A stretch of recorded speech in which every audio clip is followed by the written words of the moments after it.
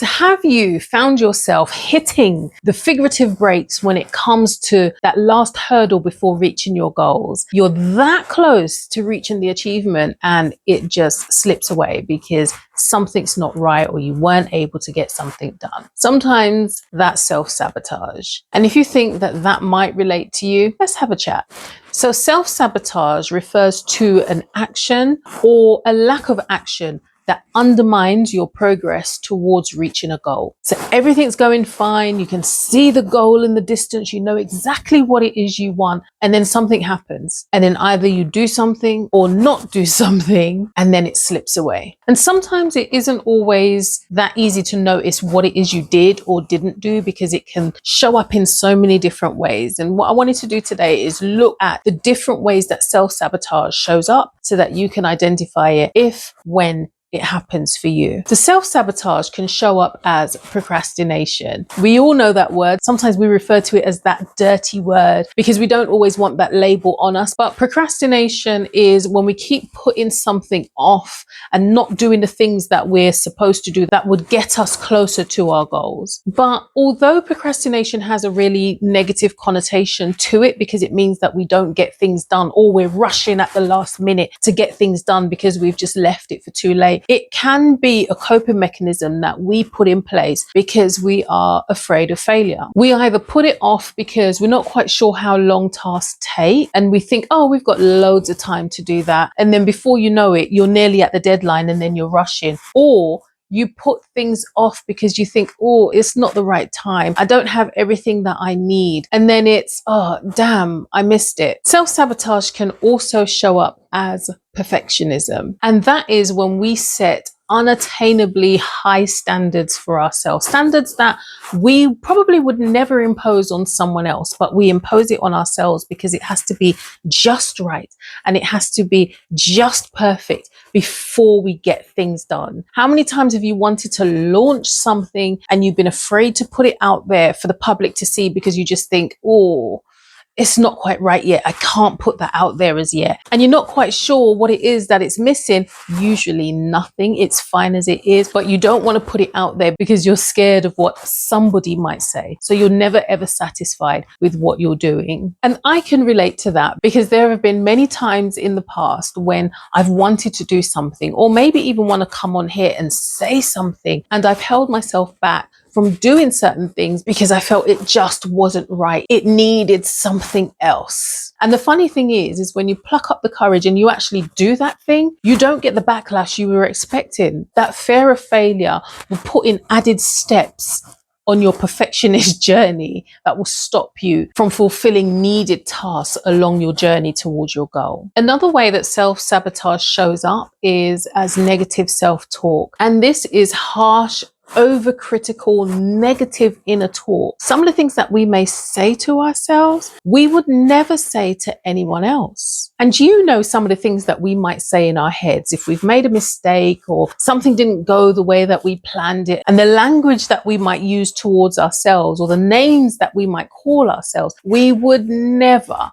say it to a friend. We would use lovely language that would encourage them to try again. But when it comes to us, sometimes we can berate ourselves for simple mistakes that we've made. Another way it shows up is avoidance. So new opportunities might come along. There are things that we could do or people that we can meet that will help propel us towards our goals, help us with tasks. We can even ask for help and we avoid those things because we're scared of taking that step. So we might keep our head in the sand because we're not quite sure what that new opportunity might bring. By avoiding certain functions and certain opportunities, we could miss out on opportunities to network or collaborate that could have helped us build our business. And then the opposite to that is overcommitting. And so many of us may have that people pleaser effect. We will take on all of the things that are coming our way, but are not related to business building activity. We're helping this person, we're helping that person, we're taking on every request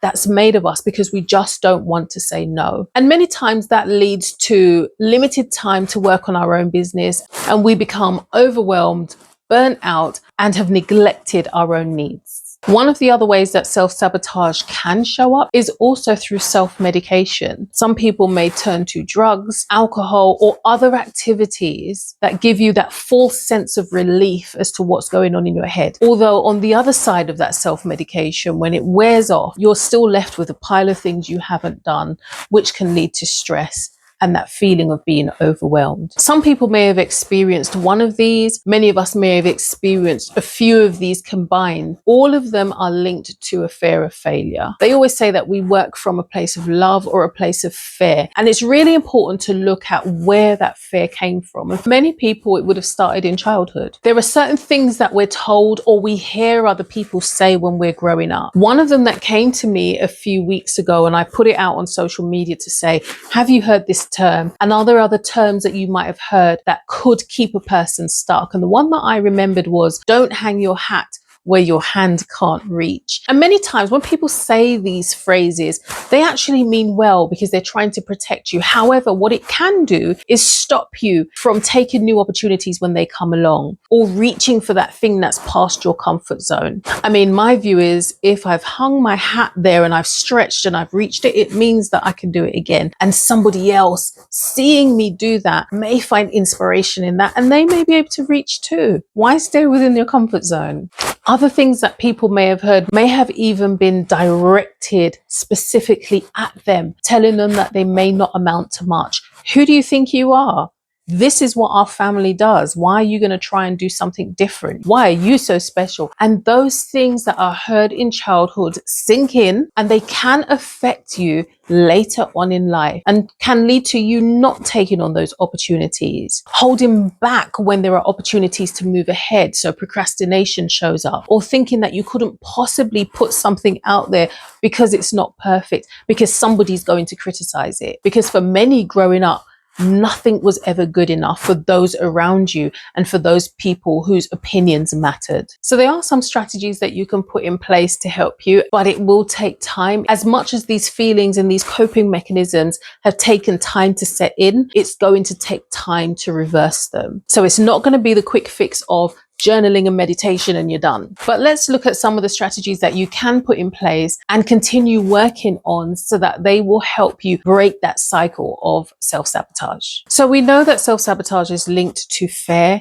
and usually that fear of failure. So think about what that feels like. What are the triggers? What are the things that you notice start happening when you're getting these opportunities or you're getting closer to your goal and you're about to sabotage? There's usually a pattern of things that start happening. It could be related to work. It could be related to illness. It could be related to other people around you. And then the fear and the anxiety sets in, and then you're not able to fulfill it. When you identify what those triggers are and what those patterns are, then you can start looking at ways in which you can combat those. There was one person a while ago that I was working with, and it seemed as if every single time she was about to hit a crucial milestone, she got ill. In bed with the flu, can't move. And when this happened a few times, I just thought, nah. So something is wrong here, because every time we have to have that accountability session and we're looking at, okay, so how far have you got? Oh, couldn't do anything because the flu knocked me out. And I thought, okay, once, twice, 3 times, no, this cycle needs to break. And then we went back and started looking at the lead up to what was happening on these 3 occasions when she was supposed to get something done, didn't do it because now she's down in bed with the flu. And you look back and it's sometimes simple things as you're busy, you're running around, you're overwhelmed, overcommitted, you're not eating properly, you started neglecting yourself, and then obviously your immune system's going to go down and you're going to get a cold. So we started looking at what are the things you can do when you're building up to these crucial periods, when you know you're going to be busy, you know you've got all these different responsibilities. And sometimes it's things as practical as making sure that you're drinking your water, making sure that you are taking your vitamins. Those are the times when you start neglecting yourself. But because the times when your business needs you most is the time when you need your body the most, but it's also the time when we might neglect our body the most. So that's just one example, but there are many different ways that we self-sabotage. But that was one of the things that we were able to identify when it came to this particular client.